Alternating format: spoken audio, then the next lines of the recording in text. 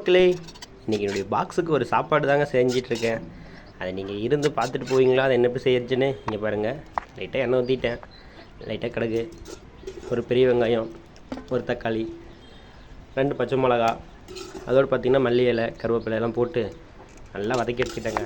அப்புறம் நம்ம வடித்து வச்சுருக்கிற சாப்பாடு அதையும் நல்லா போட்டு பிரட்டி எடுத்துக்கிட்டேன்.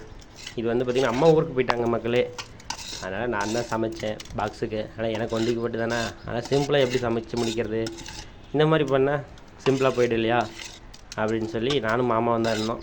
அதனால் சரி வீடியோ எடுத்து மக்கள்கிட்ட காமிப்போம், அவங்களும் ரொம்ப குயிக்காக இந்த மாதிரிலாம் பண்ணி சாப்பிட்டு பாக்ஸுக்கு எடுத்துகிட்டு போகிறதுக்குலாம் யூஸ் ஆகும் இல்லையா. அதனால தான் நான் இதை வீடியோ எடுத்து காமிச்சிட்ருக்கேன். மக்களே பாருங்கள், வீடியோ பிடிச்சிருக்கேன்ட்டு.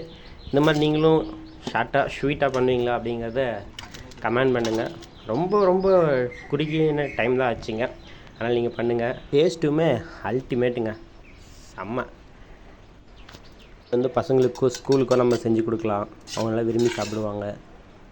நாங்கள் வந்து இதில் எதுவுமே சேர்த்தலைங்க, ஒரு பொடி கூட எந்த பொடியுமே சேர்த்தலை. பச்சை மிளகா மட்டும்தான் காரத்துக்காக, வேறு எதுவுமே சேர்த்தலை. உப்பு மட்டும்தான் சேர்த்துருக்கேன், பச்சை மிளகா ஒன்று சேர்த்துருக்கேன்.